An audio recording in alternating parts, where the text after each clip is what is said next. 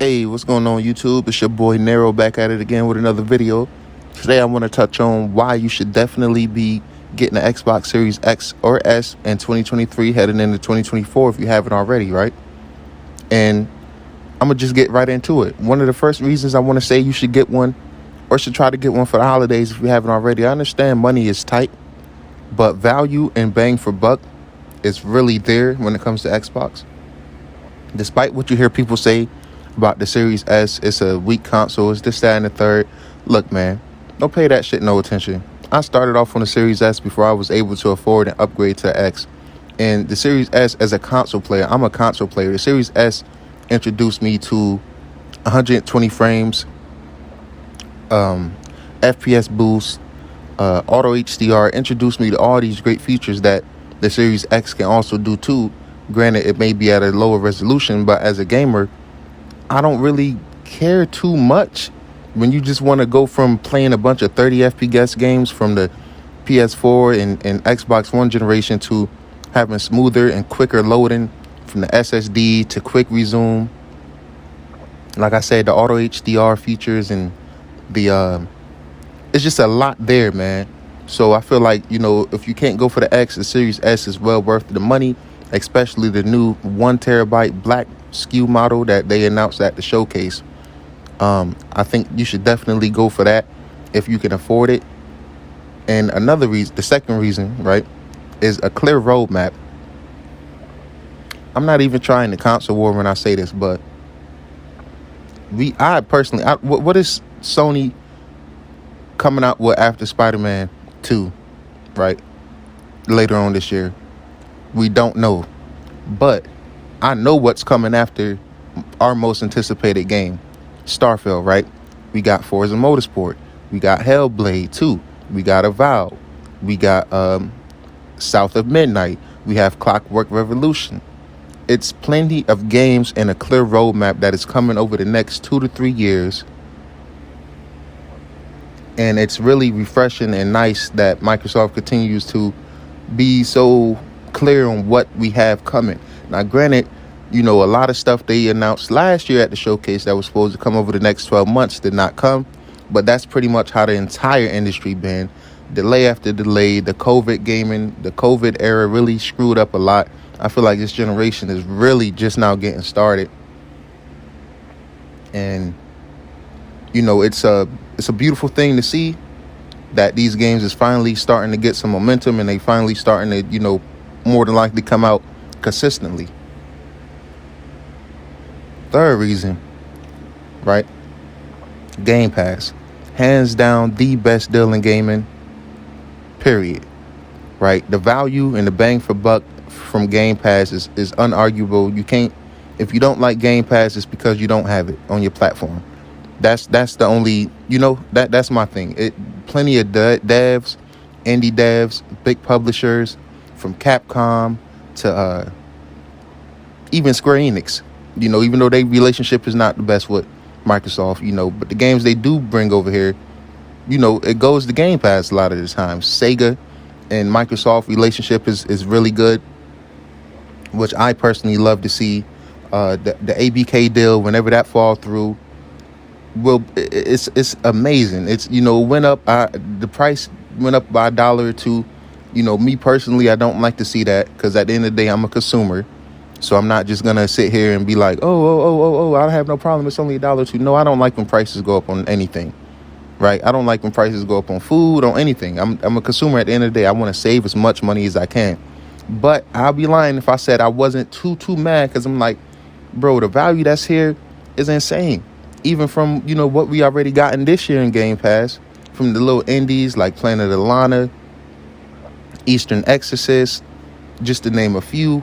And then, it's just a lot of value there, man. So with Starfield on the horizon, that's beautiful. With Forza Motorsport on the horizon, that's beautiful as well. Now, I want to say another reason,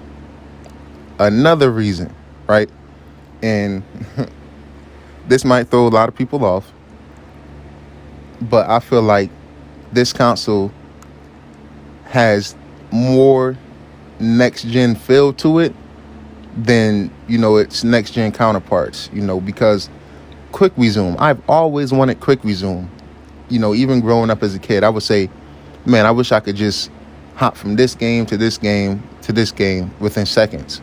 So when I seen Microsoft was doing that, I'm like, yo, that's awesome. That's a great feature right there, yo. And I don't think it gets talked about enough.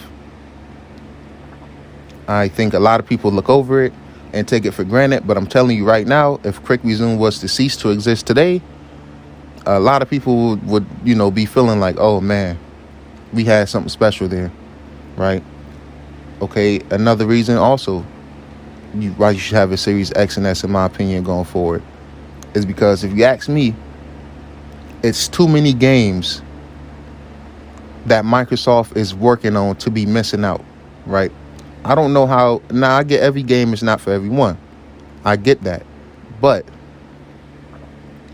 for you to call yourself a gamer and not want to be there for Fallout 5, for the next Doom, for the next Elder Scrolls, for the potential Activision games that, may be coming out, if the deal go through and we own it, maybe we can get a True Crimes reboot, maybe we can get another Prototype reboot, the next Gears. Halo, in my opinion, is still great.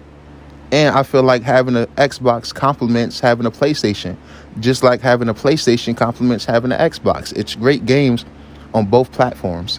And as a real gamer, I feel like everyone should strive to at least have all consoles. But come on, this is reality, right? People can't afford to just go out here, despite what people on Twitter would say, and just times is hard sometimes, right? So I get it. But the roadmap that Xbox have given us is clear. It's amazing. It's a lot of things to be looking forward to. I'm super excited for it. I really think the X and S is worth every penny they're asking for. It's just a beautiful thing to see. Microsoft is really consumer friendly as far as giving you, plenty of options on how to consume your games, how to play them, whether you want to have a subscription or you buy them out front, right? Even gifting. You can't really gift games on other platforms like that, especially not on PlayStation, but you can gift games on Xbox. That's a beautiful thing to see. Now, a few things that I would like to see improve is the consistency of the games coming out. I feel like we have these moments where it's long stretches in between these releases, especially from first party. And like I said, that's due to COVID. I mentioned that earlier, but I would like to see more consistent games coming. And, it's like, 1 minute they'll drop something really good that I love. And then the next minute we're getting something like Redfall that, depending on who you ask, might not be a necessarily bad game, but it's lacking features that should have been there. Like, the frame rate, I don't need to get into that. But then you turn around and they give you a gem before, like Hi-Fi Rush, a potential Game of the Year candidate. So it's the inconsistencies for me. And that's one thing I feel like Sony does really well. And you can argue even better than Microsoft is their AAA titles is usually consistently good. So once Microsoft can put out those consistently good titles, man, it's only up from there. And the last reason, Microsoft engineers are technical wizards, yo.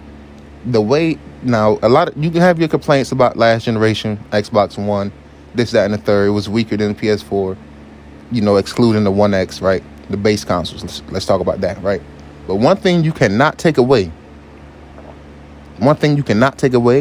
is how efficient they built these consoles. I never, ever heard the fans on my Xbox One, on my Xbox One S, on my Xbox Series S, or my Xbox Series X.